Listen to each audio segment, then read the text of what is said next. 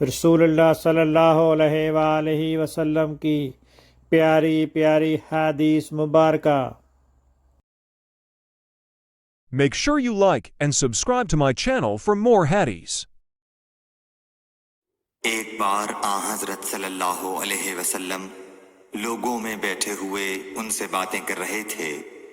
اتنے میں ایک دیہاتی آپ کے پاس آیا اور پوچھنے لگا کہ قیامت کب آئے گی۔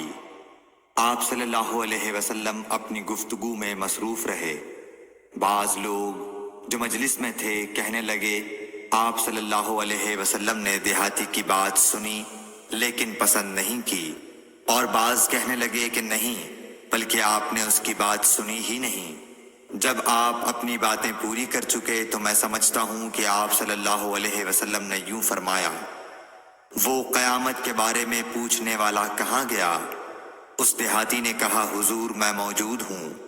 آپ نے فرمایا کہ جب امانت ایمانداری دنیا سے اٹھ جائے تو قیامت قائم ہونے کا انتظار کر۔